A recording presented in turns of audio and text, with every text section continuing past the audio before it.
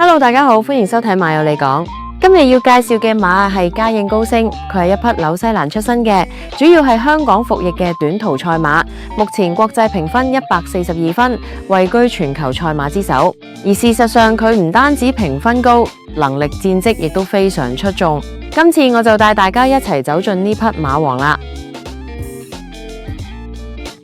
嘉應高升嘅父親係特快班車，佢嘅成績倒唔係特別犀利。職業生涯19場馬，只有3次 win， 而其中唯一一場高光比賽係取得2013年嘅澳洲新市場讓賽頭馬。而佢嘅祖父義往情深嘅戰績比個仔特快班車要好啲，出戰13場，取得6場頭馬嘅成績。回顧返佢成個家族嘅發展路程，基本都係以短途為主，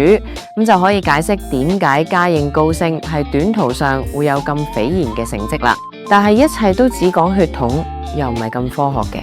因為回顧返成個祖父係以及父係家族線，跑到中程嘅馬都唔係冇，而且即使係跑短途，佢哋嘅成績一樣係冇嘉應高升咁出眾嘅。僅次於嘉應高升嘅血緣上算係佢阿叔嘅韋小寶，職業生涯出戰60場，都只係有9場 win， 可見嘉應高升除咗血統，後天都有唔少嘅努力。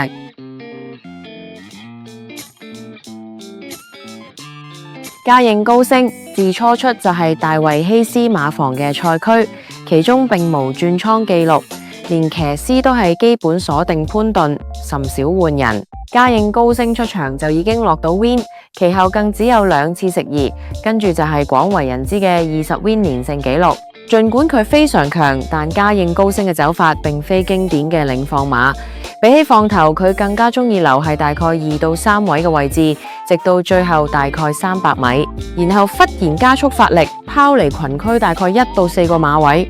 拋離幾多就純睇心情。而佢少有嘅一次放頭紀錄，真係令佢遺憾取得亞軍。畢竟佢嘅騎師潘頓都唔係放頭型騎師，有呢個表現都相當正常。值得一提嘅係，嘉應高升有2場比賽嘅騎師從潘頓換成咗田泰安，相比起潘頓嘅游刃有餘，田泰安就顯得緊迫唔少，令部分馬迷調侃呢個係差啲落敗嘅2場。嘉應高升係2026年1月26日嘅100週年紀念短途杯正式追平，並於2026年2月22日女王銀禧紀念杯短途賽上正式打破由精英大師創下並保持咗21年嘅連勝紀錄，取得18連勝。嘉應高升除咗係4月26日嘅主席短途杯完成20連勝的創舉外，更是連續2季勝出香港速度系列的3關賽事，而對上一匹能做到的是知名馬王精英大師。回顧嘉應高升嘅職業生涯，至今為止佢已經取得9個 G1 勝利、5個 G2 勝利以及1個 G3 勝利，可謂前無古人。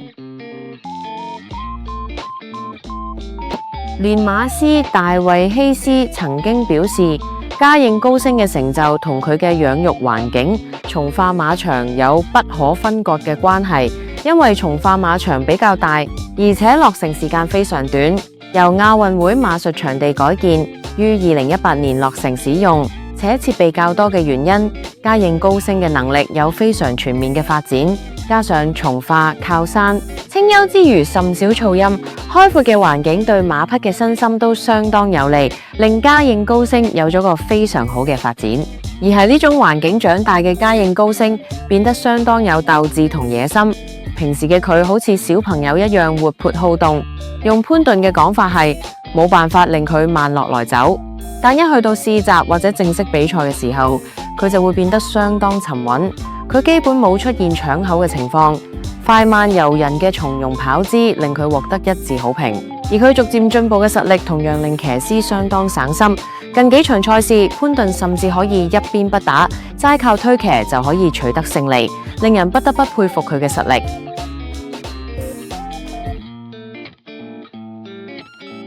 自進入2025年後，嘉應高升就開始頻繁面對外隊馬嘅挑戰，其中主要以日本馬為主，包括現年7歲嘅強者呂建夢境、野田冰峰、榮進劍豪、賢德之君、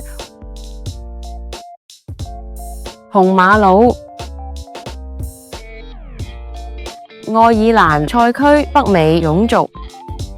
以及香港、日本都頗有名氣嘅維港智能。家應高升嘅職業生涯有3匹馬係值得一講嘅：氣勢、驕陽、明區同精算暴雪。氣勢係唯一打敗過家應高升嘅馬，當時佢以後上之姿越過家應高升，取得勝利，令家應高升以臂位同短馬頭位嘅微弱劣勢惜敗。但氣勢其後卻再無戰勝過家應高升，甚至再次對戰嘅時候只取得第8嘅底邊成果，令人不得不唏噓。但回顧氣勢嘅職業生涯，20場賽事有7場頭馬已經足夠經驗，加上佢最後1場賽事係因為賽前右前腿不良於行，被勒令退賽嘅，估計身體健康都有啲堪憂。點講都好，打贏過家應高升嘅名頭已經夠佢威水成勢啦。同氣勢唔同，驕陽明區、精算暴雪同家應高升嘅關係就簡單得多。點解咁講呢？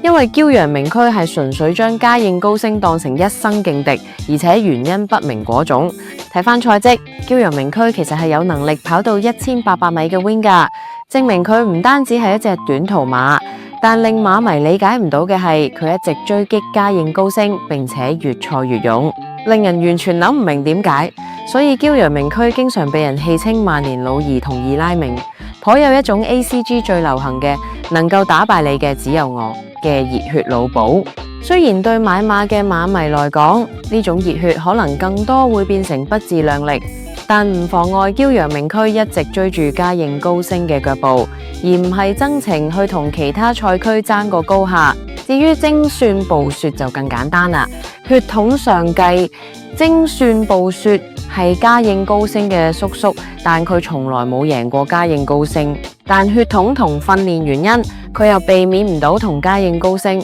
撞埋同賽道，令人多少有種喜劇感。乜個叔叔打唔贏個侄咁大劑啊？但精算暴雪至今為止26場比賽中，大部分大賽都可以穩守亞軍或者季軍的位置，可見佢作為家應高升嘅叔叔都係相當有實力嘅。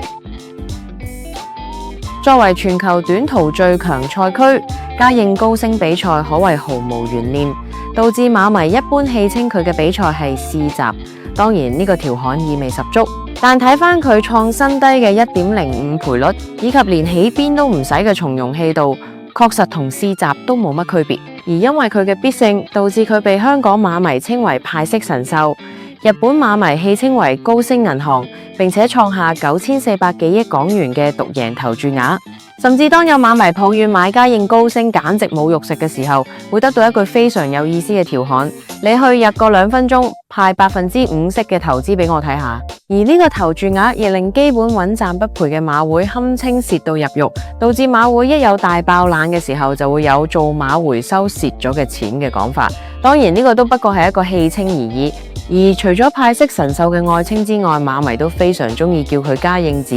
一來家應子呢種零食可謂深入粵港澳大灣區人民嘅心；二來家應高升係閹馬，而係宮廷劇中太監，一般都會被稱為乜乜子，都不可謂不貼切。而家應高升同時都係馬會嘅禮品部最受歡迎嘅常客，馬會幫佢出嘅周邊多到可以專門出一個窗口，佢嘅周邊款式都多到你唔信，上到手機繩，下到中筒襪、購物袋、毛絨公仔、襟章雕像，應有盡有。而且每次佢出戰嘅時候，佢嘅周邊就會有 discount， 吸引唔少遊客同馬迷俾錢買周邊。可能呢個先係馬會回收資金嘅方法吧。值得一提嘅係，家應高升係出戰珠穆朗瑪峰錦標賽嘅時候，被練馬師大衛希斯同騎師潘頓少少嫌棄咗下。原因係出戰珠峰之前，佢有成6週冇任何賽事。而呢6週令佢肥咗20磅，加上遠征澳洲帶來嘅水土不同，令家應高升多少有啲緊張。